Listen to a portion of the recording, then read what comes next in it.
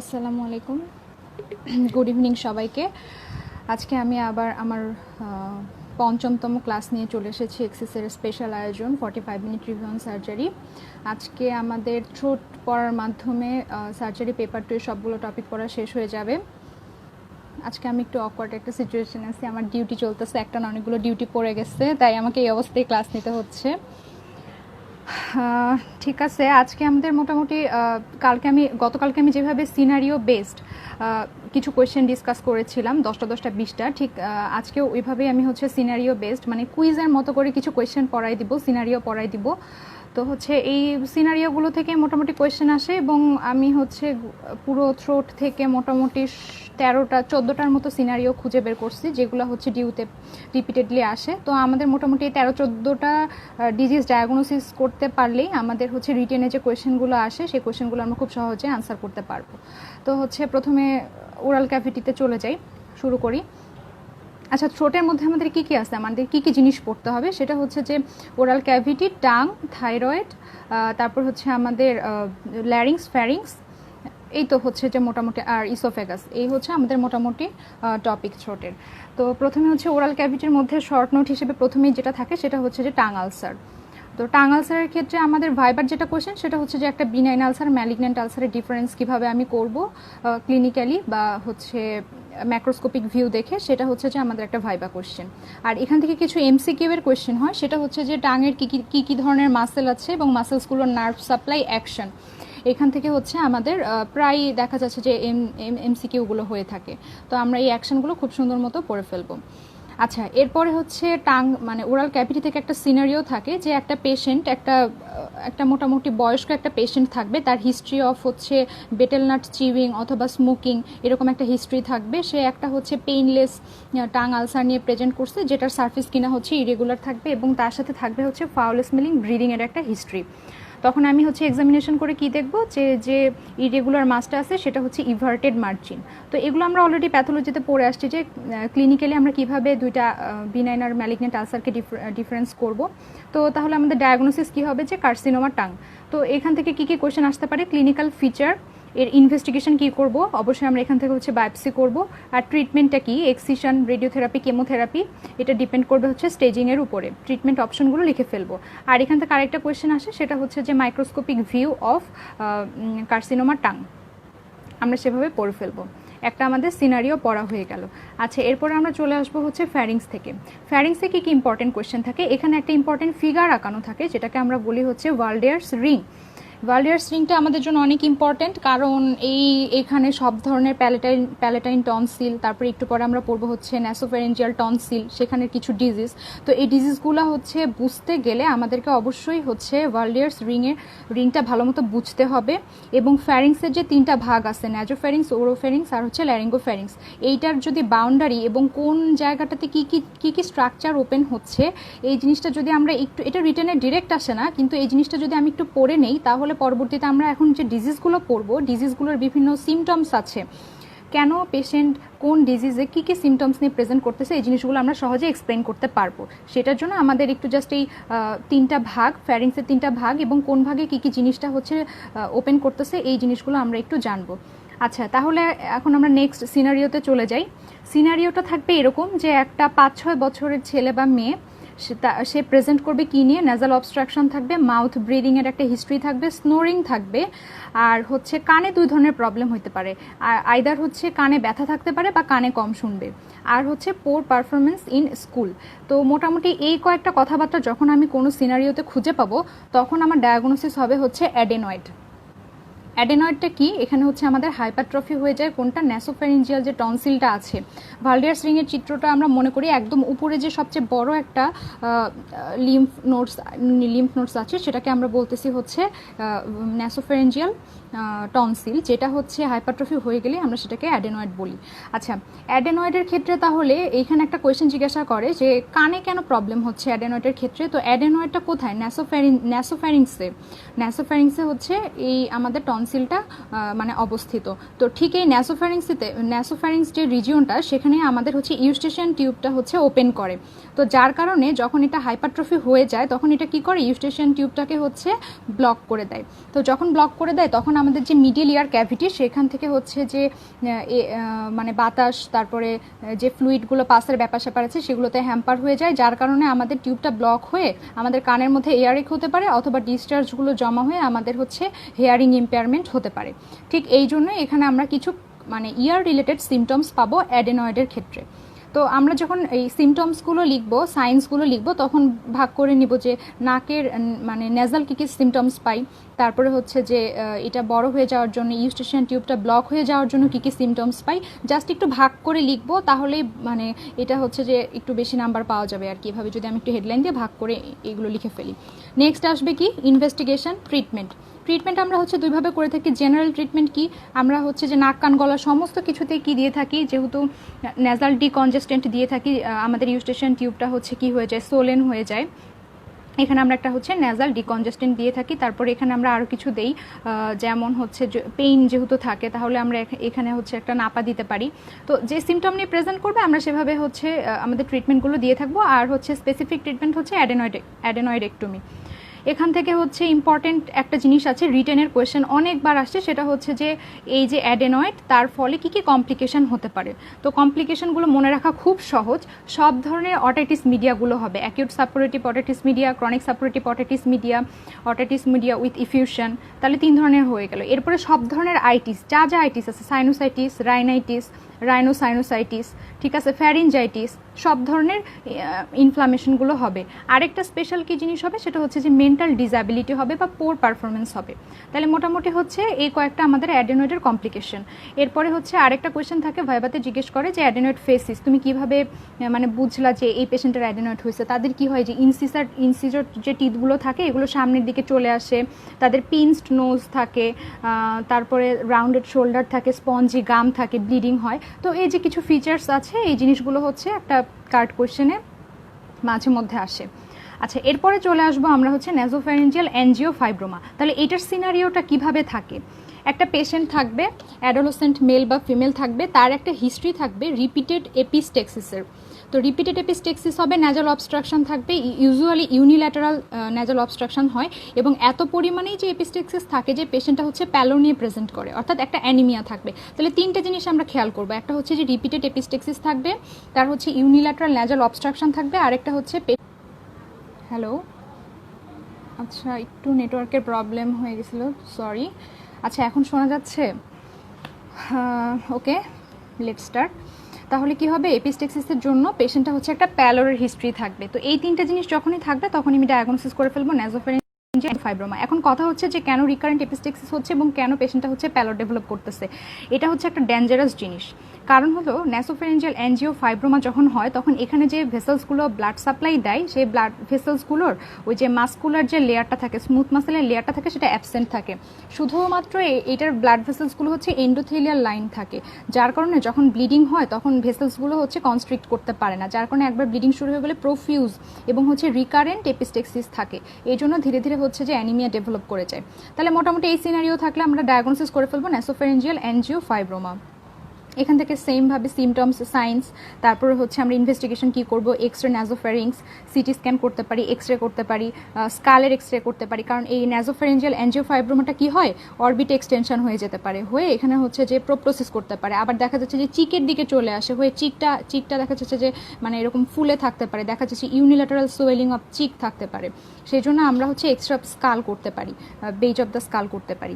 আর এখানে আমাদের ট্রিটমেন্ট মডালিটিটা হচ্ছে 4 ভাগে ভাগ করা যায়। এখানে আমরা রেডিওথেরাপি দিতে পারি, হরমোন থেরাপি দিতে পারি, সার্জার করতে পারি, আর একদম রিসেন্ট যেটা আসছে সেটা হচ্ছে ক্রায়োসার্জারি করতে পারি। তো মডালিটিস অফ ট্রিটমেন্ট, এটা হচ্ছে আমাদের একটা রিটেনের কোয়েশ্চেন। কী কী ট্রিটমেন্ট না, মডালিটিগুলো জিজ্ঞাসা করে। তো আমরা 4টা হেডলাইন অবশ্যই মনে রাখবো। আচ্ছা, এরপর আসবো হচ্ছে ন্যাসোফ্যারিঞ্জিয়াল কার্সিনোমা। তো কার্সিনোমা শুনেই তো বোঝা যাচ্ছে যে এরকম একটা নেক রিজিয়নে একটা কার্সিনোমা থাকতেছে, তাহলে তার সাথে কি থাকবে, অবশ্যই আমাদের হচ্ছে নেক সোয়েলিং থাকবে, একটা পেইনলেস একটা মাস থাকতে পারে। তো পেশেন্ট তাহলে কিভাবে প্রেজেন্ট করবে, যে একটা পেইনলেস বায়োলেটারাল নেক সোয়েলিং নিয়ে প্রেজেন্ট করতেছে, একটা ওল্ড এজ বা ইয়াং এজ নিয়েও প্রেজেন্ট করতে পারে, আর হচ্ছে scanty blood stained nasal discharge. তো যখন এরকম ন্যাজাল ডিসচার্জ আসতেছে এবং আমি প্যালপেট করে দেখতেছি যে হচ্ছে যে আমাদের যে সার্ভাইকাল লিম্ফ নোডসগুলো আছে এগুলো বড় হয়ে গেছে, পেইনলেস, আমরা হচ্ছে যে লিম্ফ নোড মানে কার্সিনোমাতে একটা লিম্ফ নোডের কী কী ফিচার্স থাকতে পারে সেই ফিচার্সগুলো যখন পাবো তখন সেটা আমরা ডায়াগনোসিস করে ফেলবো ন্যাজোফ্যারিঞ্জিয়াল কার্সিনোমা। ইউজুয়ালি 70 থেকে হচ্ছে 75% পেশেন্ট প্রেজেন্ট করে নেক সোয়েলিং নিয়ে, পেইনলেস নেক সোয়েলিং নিয়ে। ঠিক আছে, তাহলে এইটার কিছু ইটিওলজি আছে। এই ইটিওলজিটা হচ্ছে যে রিটেনের কোয়েশ্চেন, ভাইবার কোয়েশ্চেন, যে ইউজুয়ালি চায়নাদের, তারপরে হচ্ছে মঙ্গোলিয়ান যারা থাকে, আর একটা ভাইরাস থাকে এপস্টিনবার ভাইরাস, আর কিছু এনভায়রনমেন্টাল পলিউশন, এয়ার পলিউশন, তারপরে কিছু স্মোকার যারা থাকে, তো এদের ক্ষেত্রে হচ্ছে এনপিসিটা অনেক বেশি হয়ে থাকে। আর এটা ডেফিনেটিভ ট্রিটমেন্ট হচ্ছে রেডিওথেরাপি। এখন চলে আসি আমরা হচ্ছে টনসিলে। টনসিল খুবই ইম্পর্ট্যান্ট একটা কোয়েশ্চেন।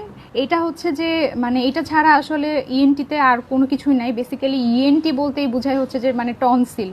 তো টনসিলের ক্ষেত্রে এখানে অবশ্যই আমাদের টনসিলের হচ্ছে ফিগারটা লাগবে। টনসিলের ব্লাড সাপ্লাই থেকে আমাদের হচ্ছে এমসিকিউ আসে, কি ব্রাঞ্চ কোন কোন আর্টারি হচ্ছে সাপ্লাই দিচ্ছে, আর হচ্ছে টনসিলের বেডটা কি দিয়ে ফর্মেশন হয়। টনসিলের বেডের ফর্মেশনটা আসবে, 4টা স্ট্রাকচার আছে, ওই স্ট্রাকচারটা আমরা পড়বো। আর হচ্ছে টনসিল ভার্সেস লিম্ফ নোড, এটার একটা ডিফারেন্স আছে। এটা হচ্ছে একটা কার্ড কোয়েশনে থাকে যে একটা টনসিল আর লিম্ফ নোডের কিছু বেসিক ডিফারেন্স আছে, যে লিম্ফ নোডের সাধারণত ক্যাপসুল থাকে, কিন্তু টনসিলের হচ্ছে ক্যাপসুলটা কি থাকে, ট্রু ক্যাপসুল থাকে না। তারপরে হচ্ছে দেখা যাচ্ছে লিম্ফ নোডকে আমরা কিভাবে ভাগ করি, কর্টেক্স আর হচ্ছে মেডুলা দিয়ে ভাগ করতে পারি, কিন্তু টনসিলকে আমরা এভাবে ভাগ করতে পারি না। তারপরে হচ্ছে লিম্ফ নোডে সাধারণত কি থাকে, অ্যাফারেন্ট ইফারেন্ট দুই ধরনের ভেসেল থাকে, কিন্তু টনসিলের ক্ষেত্রে সাধারণত হচ্ছে কি আসে মানে অ্যাফারেন্ট ভেসেলটা থাকে, কোনো ইফারেন্ট ভেসেলস থাকে না। তো এই যে 3-4টা হচ্ছে ডিফারেন্স আছে টনসিল আর হচ্ছে লিম্ফ নোড। এটা অনেক সময় টনসিলের যখন আমরা ভাইবা দিতে চাই শর্ট কেসের ক্ষেত্রে তখন অনেক সময় জিজ্ঞাসা করে এই ডিফারেন্সটা আর কি। আর ক্রনিক টনসিলাইটিস আমাদের হচ্ছে একটা শর্ট কেস, এই শর্ট কেসটা থাকে আমাদের হচ্ছে ইএনটিতে। তো এই শর্ট কেসটা আমরা হচ্ছে ভালো মতো প্রিপারেশন নিয়ে ফেলবো। ওকে, নেক্সট হচ্ছে যে টনসিলাইটিসের হচ্ছে কিছু টাইপস আছে, অ্যাকিউট, ক্রনিক, এবং অ্যাকিউটের মধ্যে কিছু টাইপস আছে, টাইপসগুলো আমরা হচ্ছে পড়ে ফেলবো। আর আরেকটা ইম্পর্টেন্ট কোয়েশ্চেন আসে যে হচ্ছে হোয়াইট প্যাচেস ওভার টনসিল, এটার কি ডিফারেন্সিয়াল ডায়াগনোসিস হতে পারে, কি ডিফারেন্সিয়াল ডায়াগনোসিস হতে পারে। এইটা হচ্ছে যে একটা আলাদা করেই একটা হচ্ছে কোয়েশ্চেন থাকে আমাদের রিটেনের কোয়েশ্চেনে, যে কি হতে পারে, অ্যাকিউট ফলিকুলার টনসিলাইটিস হতে পারে, অ্যাগ্রানুলোসাইটোসিস হতে পারে, তারপরে আমাদের কি হতে পারে, গ্ল্যান্ডুলার ফিভার হতে পারে, তারপরে আর কি হতে পারে, ভিনসেন্ট অ্যানজাইনা হতে পারে। ঠিক আছে, এরকম কিছু হলো আমাদের ডিফারেন্সিয়াল ডায়াগনোসিস আছে হোয়াইট প্যাচেস ওভার টনসিল, এটা আমরা হচ্ছে পড়ে ফেলবো। নেক্সট হচ্ছে একটা সিনারিওতে চলে যাচ্ছি, যে একটা পেশেন্ট প্রেজেন্ট করতেছে সোর থ্রোট নিয়ে, তার সাথে তার হচ্ছে ফিভার এবং পেইনফুল আমাদের হচ্ছে সার্ভাইকাল লিম্ফ নোড। তো যখনই পেইনফুল সার্ভাইকাল লিম্ফ নোড তখনই আমাদের বুঝে ফেলতে হবে যে এটা একটা অ্যাকিউট ইনফ্লামেশনের ফিচার। সো এটা অ্যাকিউট টনসিলাইটিস। আমরা এক্সামিনেশন করে দেখে তারপর ডায়াগনোসিস লিখবো যে অ্যাকিউট ফলিকুলার টনসিলাইটিস। এখানে হচ্ছে যে আমাদের সাইন সিমটমস, এখানে তেমন কোনো ইনভেস্টিগেশন নেই, আমরা ইউজুয়ালি ক্লিনিক্যালি এটা হচ্ছে ডায়াগনোসিস করে থাকি। আর যে আমাদের জেনারেল কিছু ট্রিটমেন্টস আছে আর স্পেসিফিক ট্রিটমেন্টস আছে। তো জেনারেল ট্রিটমেন্ট আমরা সবাই জানি যে তাকে বেড রেস্ট বলবো, গরম পানি দিয়ে, লবণ পানি দিয়ে কুলকুচা করতে বলবো, ইউজুয়ালি ভায়োডিন দিয়ে করতে বলি আমরা।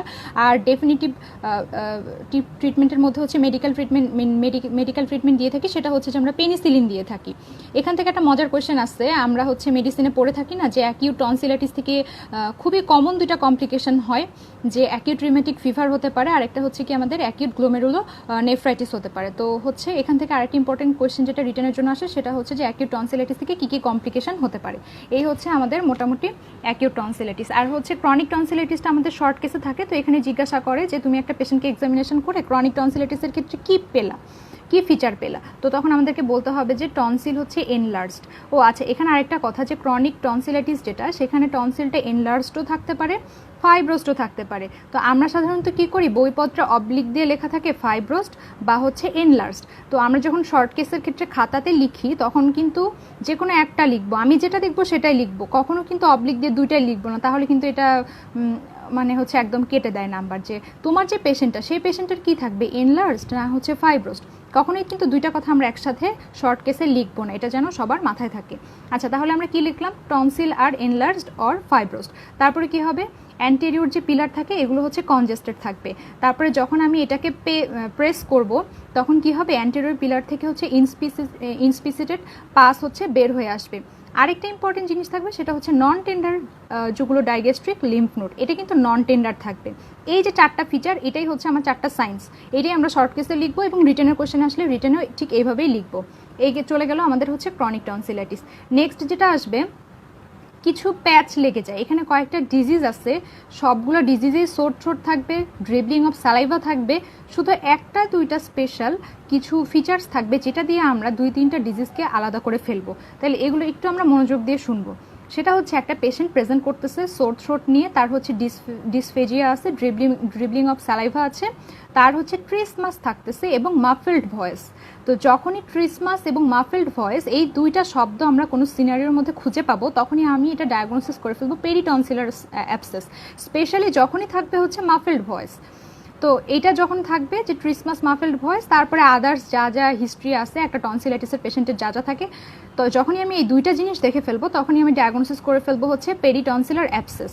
তো আমি আসলে খুবই দুঃখিত, একটু নেট প্রবলেমের কারণে লাইনটা কেটে গেছে, সরি।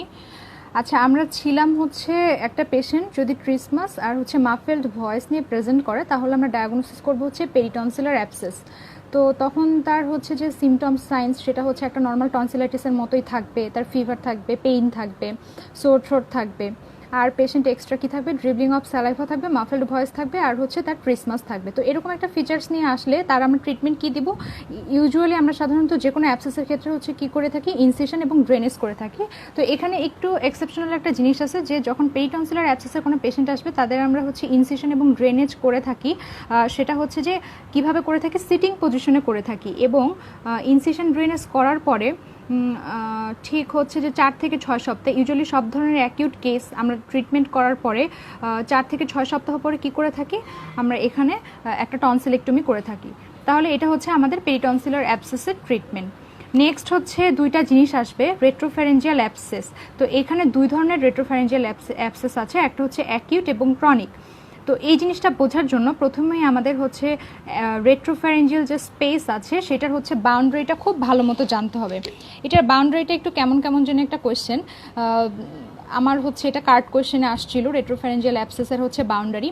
তো এই অ্যাবসেসের রেট্রোফ্যারেঞ্জিয়াল স্পেসের বাউন্ডারি, তো এই স্পেসের বাউন্ডারিটা আমাদের সবাইকে একটু ভালো করে আঁকা শিখতে হবে। এটা যদি আমি একটু ক্লিয়ার কনসেপশন থাকে, তাহলে আমি কোনটাকে অ্যাকিউট রেট্রোফ্যারেঞ্জিয়াল অ্যাবসেস বলতেছি এবং কোনটাকে হচ্ছে যে ক্রনিক রেট্রোফ্যারেঞ্জিয়াল অ্যাবসেস বলতেছি, এটা আমাদের কাছে ক্লিয়ার হয়ে যাবে। তো প্রথমে আমরা চলে আসতেছি অ্যাকিউট রেট্রোফ্যারেঞ্জিয়াল অ্যাবসেস।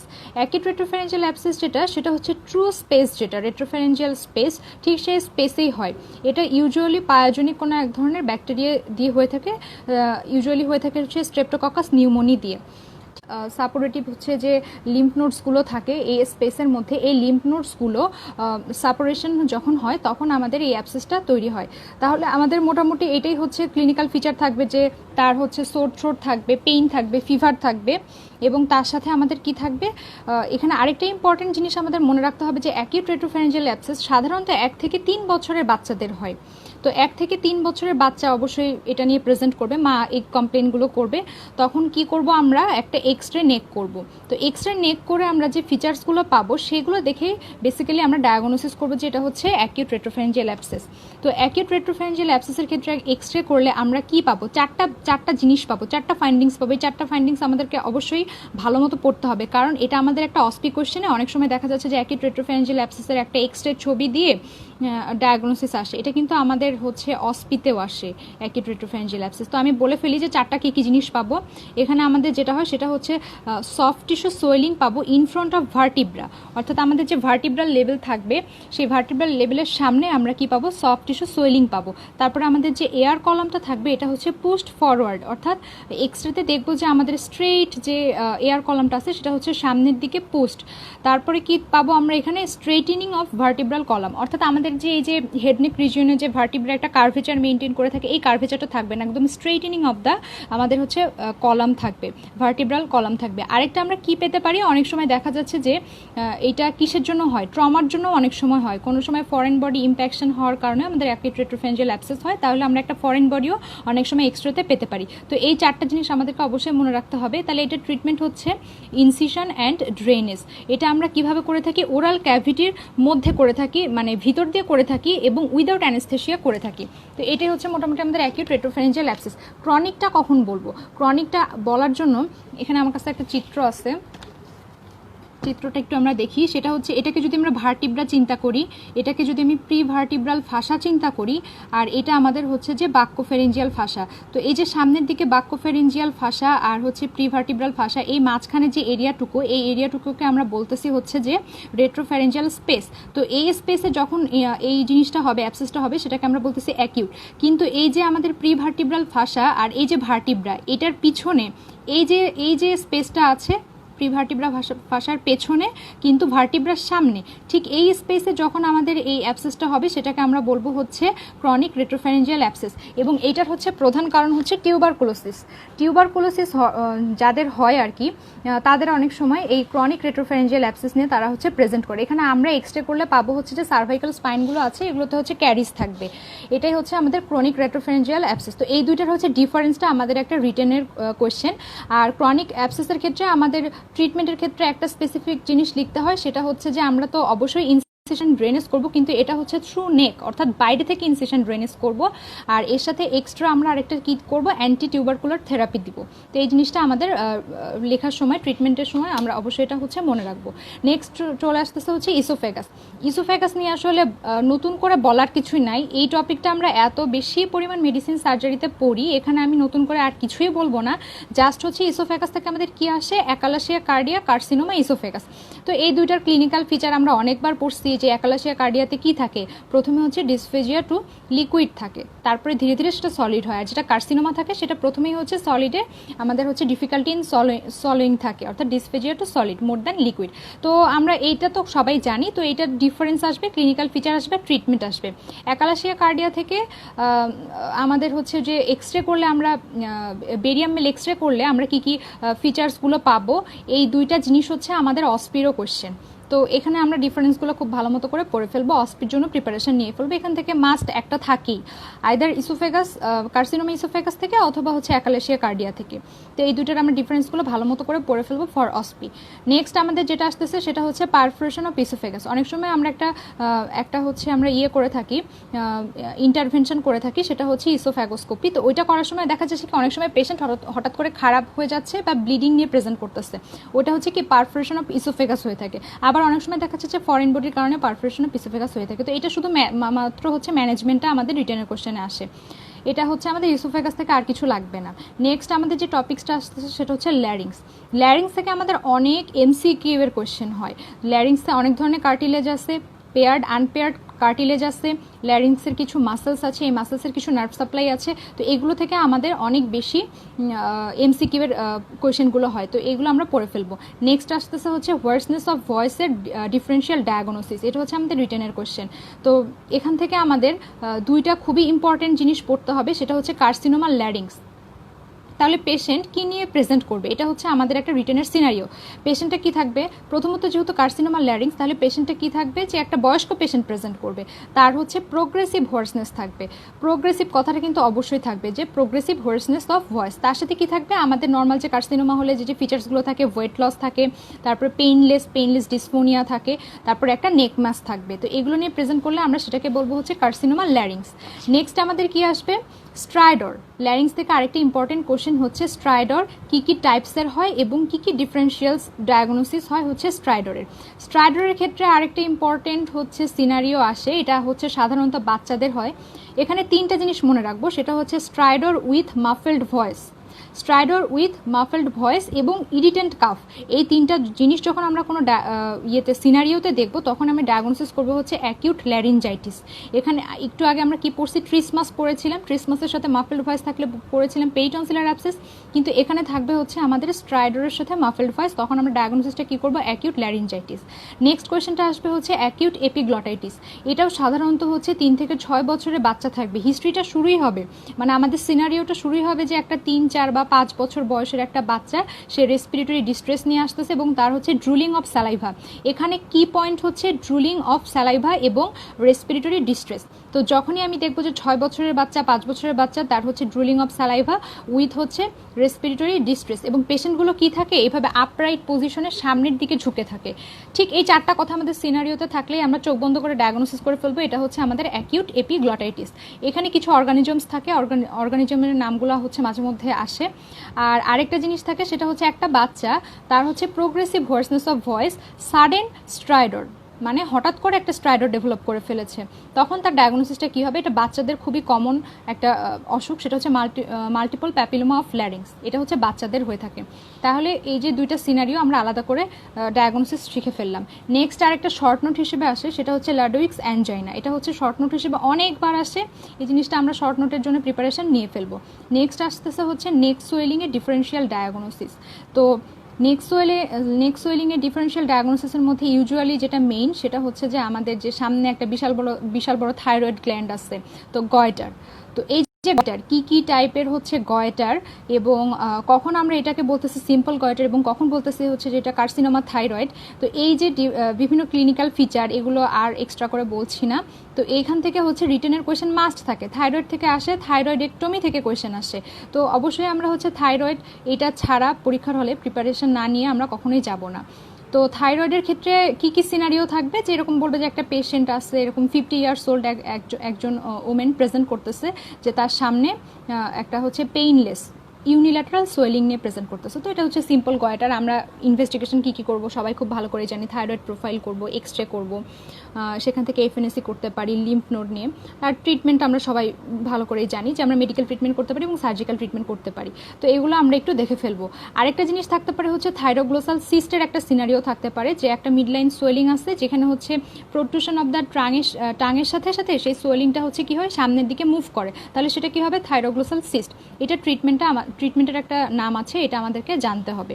নেক্সট আরেকটা ইম্পর্টেন্ট জিনিস আছে, সেটা হচ্ছে যে ছোট্ট একটা গ্ল্যান্ড, প্যারোটিড গ্ল্যান্ড। এখান থেকেই একটা কোয়েশ্চেন আসে আমাদের সিনারিও হিসেবে, যে একটা পেশেন্ট প্রেজেন্ট করতেছে যে তার প্যারোটিড সোয়েলিং, আমি হচ্ছে কি করলাম, পালপেট করে দেখলাম বসিলেটেড সারফেস। যখনই এই যে বসিলেটেড সারফেস কথাটা থাকবে প্যারোটিড রিজিয়নে, তখনই আমার ডায়াগনোসিসটা হবে হচ্ছে প্লিওমরফিক অ্যাডেনোমা অফ স্যালাইভারি গ্ল্যান্ড।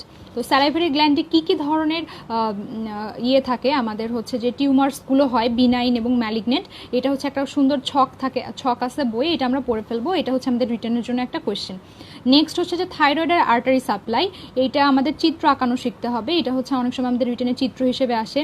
আর খুবই কমন একটা জিনিস হাইপোথাইরয়েডিজম, হাইপার থাইরয়েডিজম, এগুলোর হচ্ছে কী ক্লিনিক্যাল ফিচার্স এবং এর কী ট্রিটমেন্ট, এগুলো আমরা অনেকবার পড়ছি, জাস্ট আমরা আবার দেখে যাব, কারণ কার্ড কোয়েশ্চেনে ডিরেক্ট একদম লেখাই থাকে যে হাইপোথাইরয়েডের কী ফিচার্স থাকে, কী ট্রিটমেন্ট থাকবে। হাইপার থাইরয়েড অনেক সময় আমাদের উল্টাপাল্টা হয়ে যায়, তো আমরা একটু কেয়ারফুল থাকবো এই জিনিসগুলোতে। নেক্সট আমাদের কি আসবে, যে টাইপস অফ থাইরয়েড কার্সিনোমা, 4 ধরনের কার্সিনোমা আছে, এবং কোন কার্সিনোমাগুলো, কোনটা হচ্ছে মেল প্রিডমিনেন্ট, কোনটা ফিমেল প্রিডমিনেন্ট, এটা হচ্ছে আমাদের এমসিকিউ এর জন্য ইম্পর্টেন্ট, এটা আমরা জানবো। এরপরে আসতেছে হচ্ছে আমাদের ইএনটিতে 4-5টা সার্জারি, মানে থ্রোট সার্জারি, এটা অবশ্যই পড়তে হবে, এবং সবগুলোর কিছু কমন কমপ্লিকেশন আছে, হেমোরেজ, প্রাইমারি, রিঅ্যাকশনারি এবং হচ্ছে সেকেন্ডারি। প্রত্যেকটা জিনিসের এই যে হেমোরেজগুলা, 3টা হেমোরেজ কী কী কারণে হচ্ছে এবং এইগুলোর ম্যানেজমেন্ট, আলাদা আলাদা কার্ড কোয়েশ্চেন, যে একটা কার্ড তুলবে তার কারো না কারো পড়বেই, যে কোনো একটা সার্জারির নাম আসবে, আইদার থাইরয়েডেক্টমি অথবা হচ্ছে টনসিলেক্টমি অথবা হচ্ছে আমাদের আরেকটা আছে ট্রাকিওস্টমি। তো এই 3টা জিনিস থেকে যখনই কোয়েশ্চেন আসবে তখনই তাদের কার্ডে একটা কোয়েশ্চেন থাকবেই, যে প্রাইমারি হেমোরেজ, রিঅ্যাকশনারি হেমোরেজ বা হচ্ছে সেকেন্ডারি হেমোরেজ, এগুলোর কারণগুলো আমরা পড়ে ফেলবো। আচ্ছা, থাইরয়েডেক্টমি থেকে হচ্ছে কমপ্লিকেশনটা আসে এবং পোস্ট অপারেটিভ ম্যানেজমেন্টটা আসে, এটা যেহেতু আমাদের অনেক সময় শর্ট কেসে থাকে, তো এখানে আমাদের পোস্ট অপারেটিভ ম্যানেজমেন্ট পর্যন্ত আমাদেরকে প্রিপারেশন নিয়ে যেতে হবে। এরপরে আরেকটা কি আছে, ট্রাকিওস্টমি, এটা হচ্ছে খুবই ইম্পর্টেন্ট একটা কোয়েশ্চেন, এটা রিটেনের কোয়েশ্চেন, ভাইবার কোয়েশ্চেন। ট্রাকিওস্টমি 2 ধরনের হয়, একটা হচ্ছে যে ইমার্জেন্সি আর একটা হচ্ছে আমরা ইলেকটিভ ট্রাকিওস্টমি করে থাকি। তো আমরা একটু খেয়াল করে দেখবো যে দুইটাতে কিন্তু আমরা দুই ধরনের ইনসিশন দিয়ে থাকি, একটাতে ভার্টিক্যাল, একটাতে হচ্ছে হরিজন্টাল ইনসিশন দিয়ে থাকি। এবং আমরা হচ্ছে যে ট্রাকিওস্টমিটা করি তার কিছু ইন্ডিকেশন আছে, কিছু অ্যাবসলিউট ইন্ডিকেশন আছে এবং কিছু হচ্ছে রিলেটিভ ইন্ডিকেশন আছে। তো অ্যাবসলিউট ইন্ডিকেশন খুব সম্ভবত 4টা বা 5টা আছে, আমাদের ঠিক ওই 4টা 5টা ইন্ডিকেশনে লিখতে হবে এবং পরীক্ষাতে আসলেও আমাদেরকে ওই অ্যাবসলিউট রিলেটিভগুলো আগে লেখা যাবে না। সবসময় হচ্ছে প্রথমে অ্যাবসলিউট ইন্ডিকেশনগুলো লিখে তারপরে আমরা হচ্ছে রিলেটিভ ইন্ডিকেশনগুলো লিখবো। তো ট্রাকিওস্টমির ক্ষেত্রেও সেমভাবে আমাদের হচ্ছে কী কী কমপ্লিকেশন হতে পারে, ট্রাকিওস্টমি একটা পেশেন্টের আমরা কীভাবে পোস্ট অপারেটিভ ম্যানেজমেন্ট করব, এবং আর হচ্ছে যে এই তো ট্রাকিওস্টমি নিয়ে আর কিছু নাই। টনসিলেক্টমির ক্ষেত্রে যেটা বলবো সেটা হচ্ছে যে স্যারা জিজ্ঞাসা করেন যে একটা টনসিলেক্টমি অপারেশন তুমি দেখেছো কি না, এটা হচ্ছে জিজ্ঞাসা করে কারণ একটা উইয়ার্ড পজিশনে মানে সার্জন থাকেন, বলে যে টিচার এইভাবে জিজ্ঞেস করে টনসিলেক্টমি অপারেশন দেখছো, সার্জন কোথায় থাকে, পায়ের কাছে দাঁড়ায় থাকে না, ডান পাশে বাম পাশে, আসলে কোনো দিকে থাকে না, মাথার কাছে বসে থাকে, একটা রিভলভিং টুলে থাকে। এটাই হচ্ছে স্যাররা জিজ্ঞাসা করেন যে আসলে আমি টনসিলেক্টমি অপারেশনটা দেখেছি কিনা। তো এখানে যে পেশেন্টের পজিশনটা থাকে সেটা একটা স্পেশাল নাম আছে, সেটা হচ্ছে রোজ পজিশন বলে। এখানে পেশেন্টে কি থাকে, একদম সুপাইন পজিশনে থাকে, হেডটা একটু এক্সটেন্ডেড থাকে এবং হচ্ছে তার শোল্ডারের নিচে ব্যাক থাকে, স্যান্ড ব্যাক থাকে। তো এই যে 3-4টা কথা এটাই হচ্ছে ভাইবাতে জিজ্ঞাসা করে যে তুমি টনসিলেক্টমি, যেহেতু আমাদের ক্রনিক টনসিলাইটিস একটা হচ্ছে শর্ট কেস থাকে, তখন আমাদের অনেক সময় দেখা যায় যে অপারেশন রিলেটেড এই কোয়েশ্চেনগুলো জিজ্ঞাসা করে থাকে। এরপরে আসতেছে আমরা হচ্ছে টনসিলেক্টমির কিছু ইন্ডিকেশন। আমরা কি সব পেশেন্টকে টনসিলেক্টমি করব? অবশ্যই না। তো টনসিলেক্টমির ক্ষেত্রে আমাদের কিছু অ্যাবসলিউট ইন্ডিকেশন এবং কিছু রিলেটিভ ইন্ডিকেশন আছে। সেক্ষেত্রে আমাদেরকে যখন টনসিলেক্টমির ইন্ডিকেশন ধরবে আমরা সবসময় অ্যাবসলিউট ইন্ডিকেশনগুলোই বলবো। এরপরে আরেকটা যেটা আছে সেটা হচ্ছে ইসোফ্যাগোস্কোপি। এটা আমি অলরেডি বলে ফেলেছি যে একটা পেশেন্টকে হচ্ছে এরকম সিনারিও থাকবে যে এরকম তার ইসোফ্যাগোস্কোপি করতে গেলাম, তারপরে হচ্ছে 1 ঘন্টা 2 ঘন্টা বা 1 দিন 2 দিন পরে পেশেন্টটা হঠাৎ করে শকের ফিচার নিয়ে প্রেজেন্ট করলো, তাহলে আমার ডায়াগনোসিসটা কি হবে, যে পারফোরেশন অফ ইসোফেগাস। তারপরে সেখান থেকে আমাদের কি আসবে যে হেমোরেজ কিভাবে আমি ম্যানেজ করব, তার হচ্ছে সিমটমসগুলো থাকবে, সাইন্স কী কী থাকবে, তার ব্লাড প্রেশার, এগুলো সব কিছু আমরা দেখব। তার হচ্ছে আমরা ব্লিডিং যে কোয়াগুলেশন প্রোফাইলগুলো আছে সেগুলো করব। তারপর আমরা ম্যানেজমেন্ট কিভাবে করব, সেটা হচ্ছে যে একটা হেমোরেজকে যেভাবে প্রেশার, প্যাকিং, তারপরে এইভাবে যদি কন্ট্রোল না হয়ে থাকে তাহলে আমরা তাকে কি করব, আমরা প্যাক করব, ওপেন করব, অথবা আবার আমরা হচ্ছে এটাকে অপারেশন করব। তো এইভাবে মোটামুটি আমাদের এই সিনারিওগুলো 10-12টা, এর বেশি নাই। সিনারিওগুলো আমরা সুন্দর মতো ডায়াগনোসিস করা শিখবো যে আসলে কোন কি পয়েন্ট থেকে কোন ডিজিজটা ডায়াগনোসিস করতেছে। আমি কি পয়েন্টটাই মেইনলি বলছি যে এই সিনারিওতে এই কি পয়েন্টটা থাকলে আমি ডায়াগনোসিস করব এইটা। এই হচ্ছে যে মোটামুটি আমাদের ইএনটি খুব বেশি কঠিন না, ইএনটি একটা খুবই মজার সাবজেক্ট, ডায়াগনোসিস করাও খুব সহজ, প্রিপারেশন নাও খুব ইজি। তো হচ্ছে যে আজকের ইএনটির থ্রোট যেটা, থ্রোটের মধ্যে থেকে মোটামুটি আমাদের এগুলো পড়লে একদম সব কিছু মানে রিটেন, ভাইবা, অসপি থেকে শুরু করে শর্ট কেস থেকে শুরু করে সবগুলোর প্রিপারেশন আমাদের নেওয়া হয়ে যাবে। তো এইভাবে একটু পড়তে থাকো, যে টপিকগুলোর নাম বললাম এগুলোকে একটু এক্সট্রা কেয়ার দিয়ে পড়লে মোটামুটি আমাদের হচ্ছে যে ইএনটির প্রিপারেশন ইনশাল্লাহ ভালো মতো হয়ে যাবে। ঠিক আছে, তো হচ্ছে নেক্সট ক্লাসগুলোতে আমি হচ্ছে সিস্টেমিক সার্জারি নিয়ে শুরু করব। ক্লাসের টাইম পরবর্তীতে আমি জানিয়ে দেবো। আজকে এই পর্যন্তই থাক। সবাইকে শোনার জন্য অনেক ধন্যবাদ। দেখা হবে নেক্সট লাইভে। Thank you.